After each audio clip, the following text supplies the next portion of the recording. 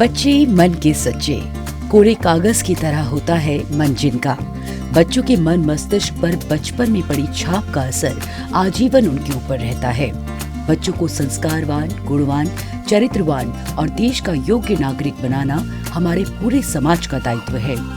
किसी भी राष्ट्र की सच्ची प्रगति तभी संभव है जब उसकी आधी आबादी यानी महिलाओं का भी संपूर्ण सशक्तिकरण हो और वो भी नीति निर्माता बनकर महत्वपूर्ण निर्णय लेने में अपनी भागीदारी सुनिश्चित कर सके। बालिकाओं की शिक्षा तभी हमारे समाज का एक महत्वपूर्ण मुद्दा है। लड़कियों को सही और उच्च स्तर की शिक्षा देकर न केवल उनके भविष्य को सुधारा जा सकता है, बल्कि समाज और राष्ट्र को भी एक सकारात्मक दिशा में आगे ले जाया जा सकता है। बालिकाओं को शिक्षित करके उन्हें अपने पैरों पर खड़ा करने और अपने निर्णय खुद लेने की क्षमता को विकसित करके ही उन्हें समाज की मुख्य धारा में लाया जा सकता है।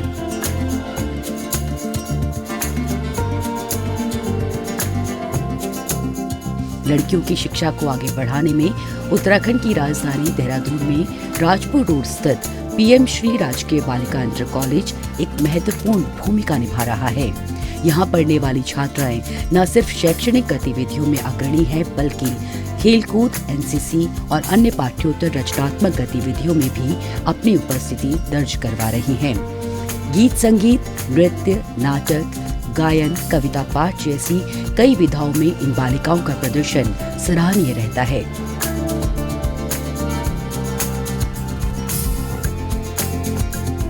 आइए चलते हैं और कुछ समय बिताते हैं इन प्यारी बालिकाओं के साथ।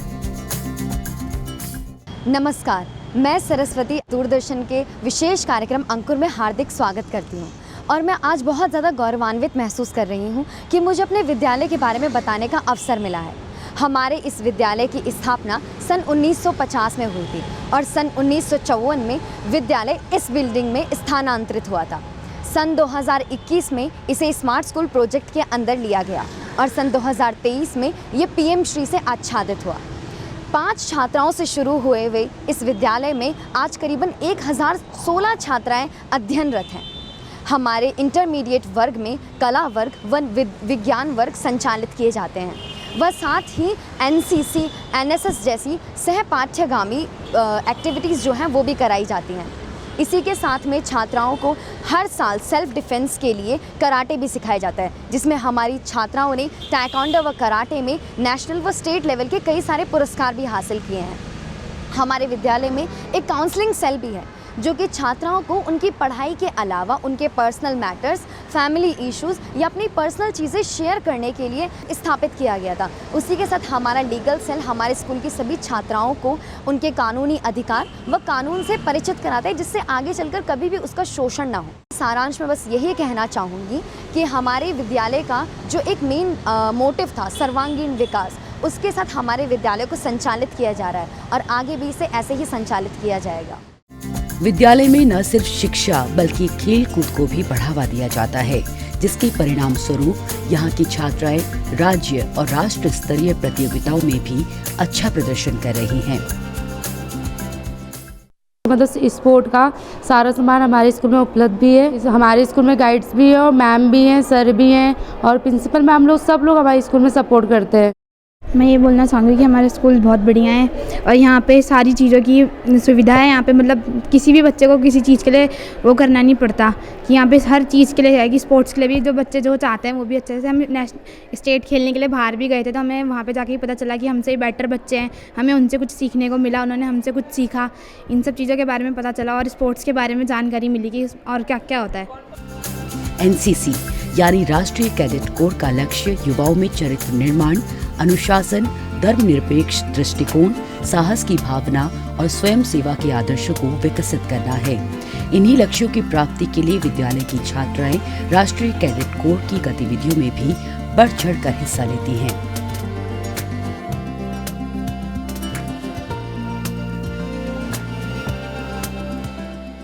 हमारे विद्यालय में समय समय पर बहुत सारी गतिविधियाँ होती हैं, तो फिर उन्हीं गतिविधियों में से कुछ गतिविधि अब हम आपके सामने प्रस्तुत करेंगे।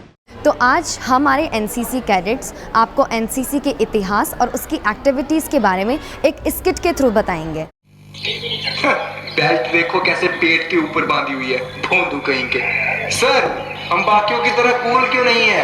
कैडेट, हम बाकियों की तरह नहीं है, हम नेशनल कैडेट कोर्प्स हैं। We are in second line of defence. I am clear?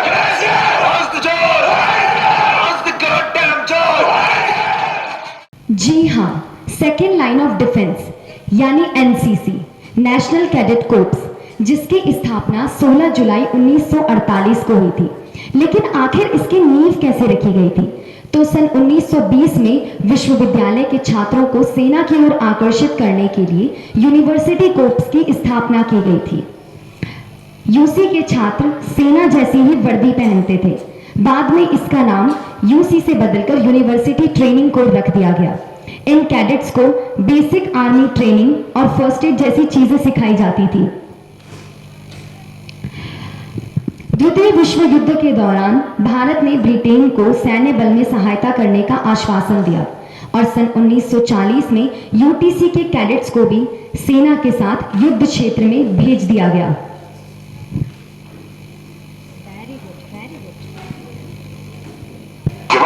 ये क्या कर रहे हो? दुश्मन सामने है, गोलियां चलाओ। सर, क्या करूं? कैसे लाते हैं इसे? हाँ, थाई थाई थाई। अबे थाई थाई करने आता है यहाँ पे? नहीं सर, सॉरी सर, सॉरी नहीं बोलना, ग्राउंड के चक्कर लगाना। लगाओगे? Yes sir. और उसके बाद जैसा कि आप सभी ने देखा, बहुत जल्द उन्हें अपनी गलती का एहसास हुआ, जिसके बाद यूटीसी को समाप्त कर दिया गया। लेकिन जैसे ही 1947 को देश आजाद हुआ तो साल भर में ही सेना को यूटीसी की कमी महसूस होने लगी। तो सन 1949 को यूटीसी और यूओटीसी दोनों को मिलाकर एनसीसी बना दिया गया। लेकिन उस समय एनसीसी को इतनी महत्ता नहीं दी गई और 1962 में जब चाइना के साथ युद्ध हो रहा था और एनसीसी की भारी कमी महसूस हो रही थी, तो फिर एनसीसी ने सरकार को आश्वासन दिया। तो अगर जो एनसीसी किया ना, उन्हें गोली चलाना, बंदूक चलाने आता है। हम लोग को एसएलआर, एलएमजी, 303 बढ़िया से आता है। बस दे देने की जरूरत है, कुछ करने की जरूरत नहीं।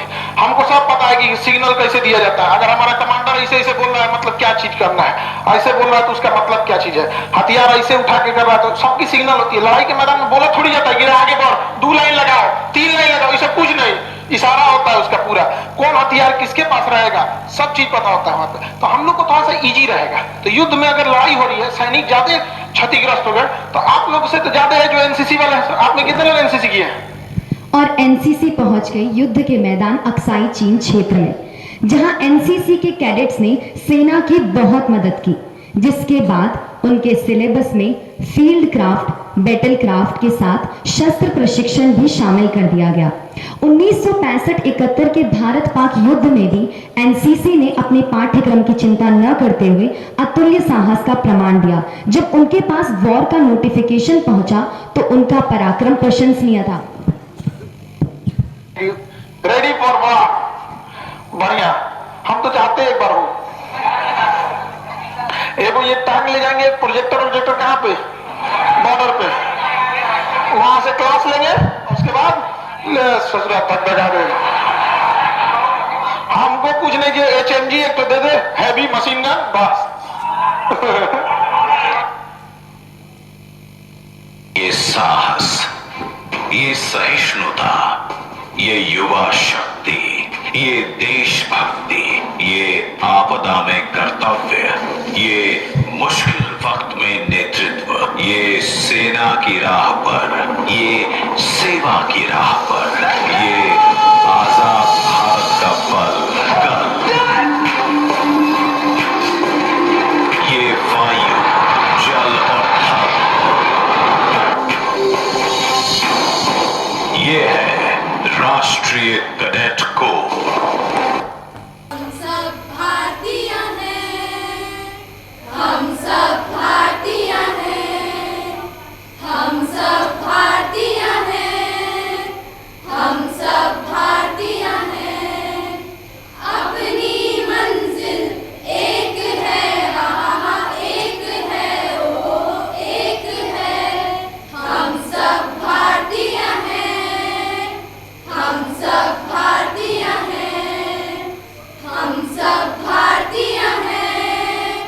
हम सब भारतीय हैं। कश्मीर की धरती रानी है, सरताज हिमालय है। सदियों से हमने इसको अपने खून से पाला है। देश की रक्षा के खातिर हम शमशीर उठा लेंगे, हम शमशीर उठा लेंगे। बिखरे बिखरे तारे हैं हम, लेकिन झिलमिल एक है, एक है वो एक है। हम सब भारतीय हैं, हम सब भारतीय हैं।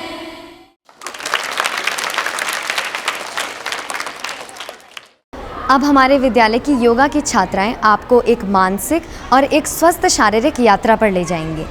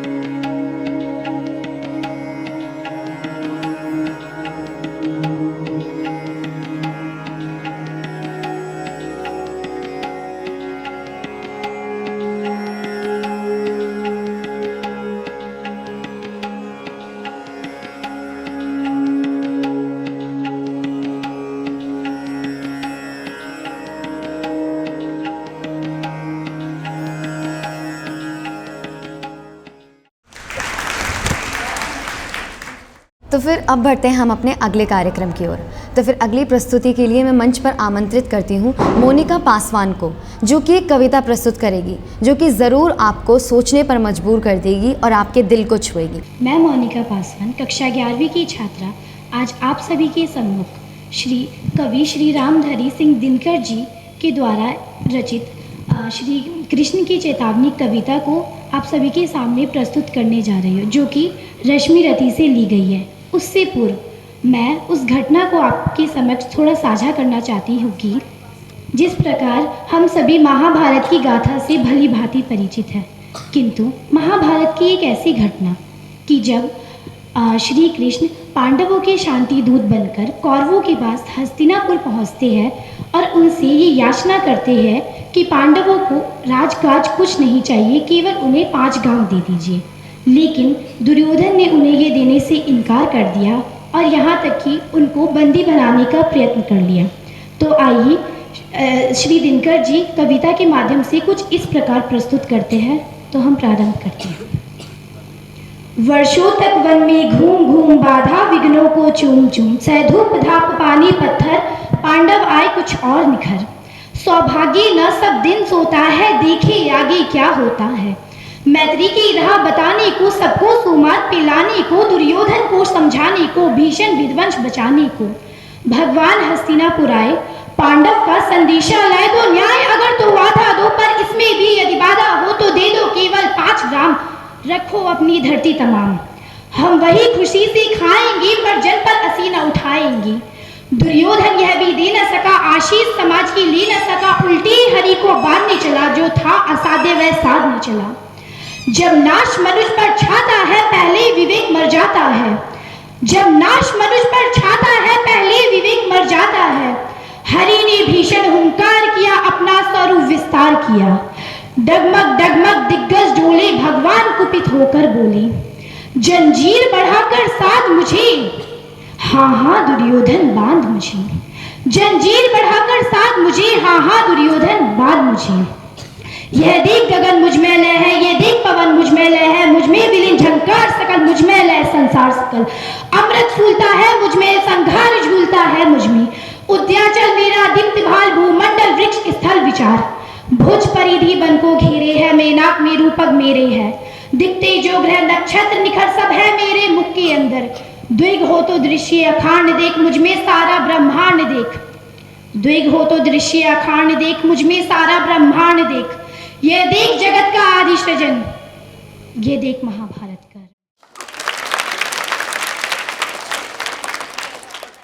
अब हमारे सामने एक सुंदर और भावपूर्ण समूह गान का प्रदर्शन होगा।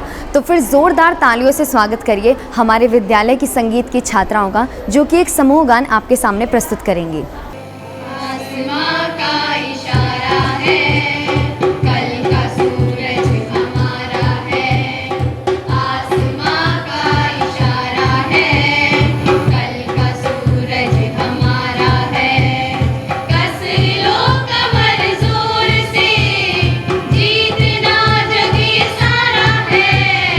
आसमां का इशारा है, कल का सूरज हमारा है।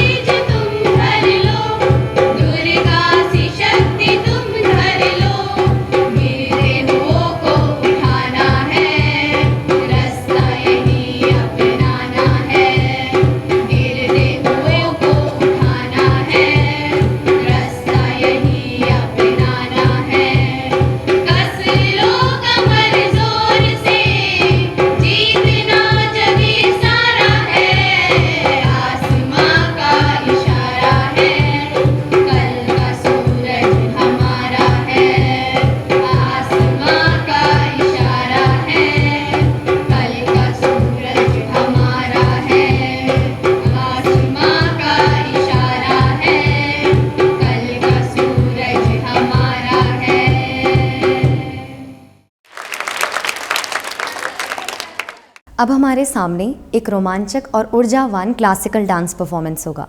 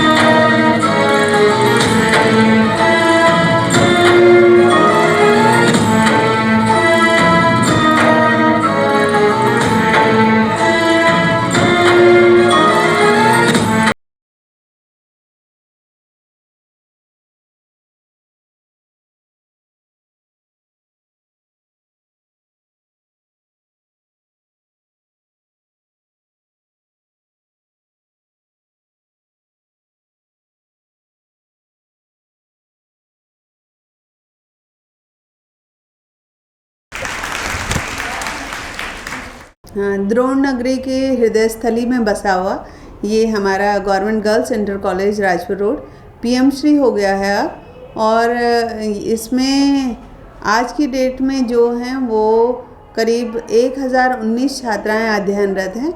ये स्पेशली गर्ल्स स्कूल है और बेटी बचाओ बेटी पढ़ाओ के सपनों को साकार करने वाला है। एक और जहाँ समाज का जो दृष्टिकोण है वो गवर्नमेंट एजुकेशन के प्रति विमुख होता जा रहा है। हमारी भरपूर कोशिश है कि यहाँ पे गर्ल्स एजुकेशन को प्रमोट किया जाए और उसको एक नया रूप दिया जाए जिसमें कि प्रत्येक छात्रा का होलिस्टिक डेवलपमेंट हो। होलिस्टिक डेवलपमेंट के लिए हमें हर क्षेत्र में छात्रा को आगे लाना है, एजुकेशन एज वेल एज को करिकुलर एक्टिविटीज़। तो यहाँ पे सारी को करिकुलर एक्टिविटीज़ होती हैं। जैसे मैं बोलूँ कि एनसीसी वो 1963 में यहाँ पर आ गई थी और जब से एनएसएस स्कूल एजुकेशन में आई है 2003 से, वो तब से हमारे विद्यालय में एनएसएस है, गेम्स हैं, सांस्कृतिक गतिविधियाँ हैं। इसके अलावा जितने भी एनजीओज़ भी यहाँ पर काम कर रहे हैं हमारे साथ, जिससे कि छात्राओं के और जो उनके व्यक्तित्व है उसमें और निखार आए, उनका पर्सनैलिटी ग्रूम हो। इसके साथ साथ यहाँ व्यावसायिक शिक्षा है। हम लोग प्रमोट कर रहे हैं कि छात्राएं न केवल एक ही तरफ मतलब एकेडमिक क्षेत्र में ही करें, बल्कि अगर वोकेशनल एजुकेशन में भी करें तो वो एंटरप्रेन्योर कर सकती हैं, आगे अपने कार्य क्षेत्र को आगे बढ़ा सकती हैं, अपने करियर को एक नई गति दे सकती हैं।